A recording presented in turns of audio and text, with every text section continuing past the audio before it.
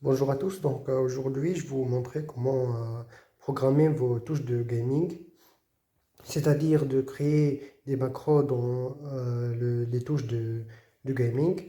Avant de commencer, je vais vous montrer un petit truc. J'ai pas trouvé ce truc dans le manuel de clavier, je sais pas pourquoi, mais ce truc il est très très important. C'est quoi ce truc? Comme vous voyez ici, on a notre clavier on a activé le mode 1 dans notre clavier, c'est le mode Wave ou le RGB vague.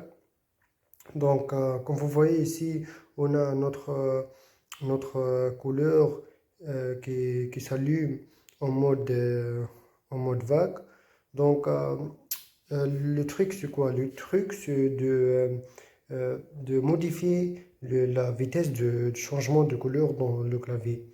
Comme vous voyez ici, on a défaut, par défaut, on a le vitesse par défaut de le clavier de mode 1. Pour augmenter la vitesse de changement de couleur, il suffit de cliquer sur le bouton Fn et cette bouton-là. Donc Fn et cette bouton. Ici, le vitesse de changement de couleur s'augmente par un seul niveau. Et pour augmenter une autre fois, on va cliquer sur Fn et cette bouton une autre fois. Et comme vous voyez, la vitesse augmente une autre fois. Ça, c'est le maximal. Oui, ça, c'est le maximal. Et maintenant, pour diminuer la vitesse, il suffit de cliquer sur Fn et cette bouton-là. Cette bouton pour augmenter la vitesse et cette bouton pour diminuer la vitesse. Donc Fn et cette bouton. On a diminué la vitesse par un seul niveau. Une autre fois, la vitesse est diminuée. Une autre fois, et ça, je pense, c'est le minimal. Donc, comme vous voyez, la vitesse, il est en mode slow. Les changements de couleur, il est diminué. On a quatre niveaux de vitesse. Donc, ça, c'est le premier niveau, c'est le minimal. Et ça, c'est le deuxième niveau. Ça, c'est le troisième niveau. Et ça, c'est le quatrième niveau. Cette fonctionnalité est toujours fonctionnable dans tous les modes. Par exemple, ici, on a le deuxième mode, c'est le mode RGB Ripple. Ici, c'est la vitesse sur le maximal. Pour diminuer la vitesse de changement de couleur, il suffit de cliquer sur ces deux boutons. Donc, Fn et ça. Comme vous voyez ici, la vitesse est diminuée. Et ça, c'est le mode slow. Donc, euh, Ça, c'est par rapport à la truc. Elle est très, très importante. Maintenant, on va programmer notre touche de gaming. Comme vous voyez ici, on a quatre touches de gaming, J1, J2, J3 et J4. Pour programmer le J1, il faut tout d'abord créer un macro dans le bouton J1. C'est quoi le macro? Le macro, c'est-à-dire de cliquer sur plusieurs boutons de, de cliquer sur plusieurs boutons. On a dit le macro de créer un seul bouton, par exemple le G1. Cet bouton peut cliquer sur plusieurs boutons en même temps. Par exemple, si on a programmé G1 à cliquer sur le bouton A, Z, E, R, T, Y, seulement le bouton G1 va cliquer sur tous ces boutons en même temps. Comment faire ça?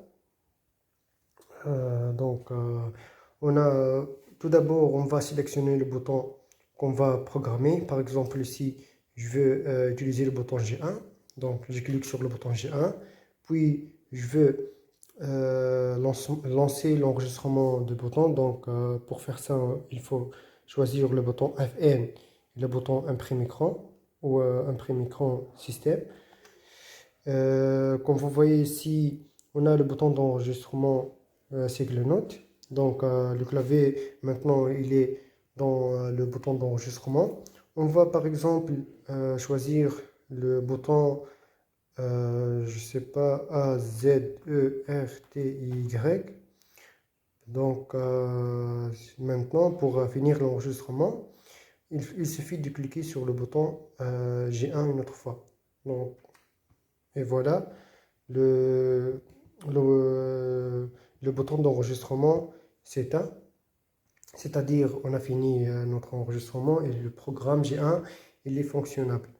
Donc, pour tester si le bouton est- il travaille ou pas, donc j'ouvre mon éditeur de texte ici. J'ai mon éditeur de texte dans mon PC et je vais tester si le programme, si le bouton G1 va, lorsque je clique sur le bouton G1, il va cliquer sur tous ces boutons de A jusqu'à Y ou non. Donc, lorsque je clique sur le bouton G1, comme vous voyez ici, notre éditeur de texte, qu'est-ce qu'il va faire? G1, comme vous voyez, il est cliqué sur tous les boutons. Mon clavier, c'est le QWERTY. J'ai sélectionné le QWERTY. C'est pour ça euh, le début, c'est Q, n'est pas A, parce que mon clavier, c'est le QWERTY. Si je vais sauter en ligne et cliquer sur G1 une autre fois, à chaque fois que je clique sur G1, il va cliquer sur tous les boutons de A jusqu'à Y en même temps. Donc, c'est ça. Donc, si tu veux programmer les autres boutons, il suffit de répéter ces étapes. C'est facile. Donc, tu peux programmer n'importe touche. Donc, tu peux cliquer sur enregistrer n'importe touche. Vous avez au maximum 62 touches. Et, euh, et voilà, donc au revoir, à la prochaine.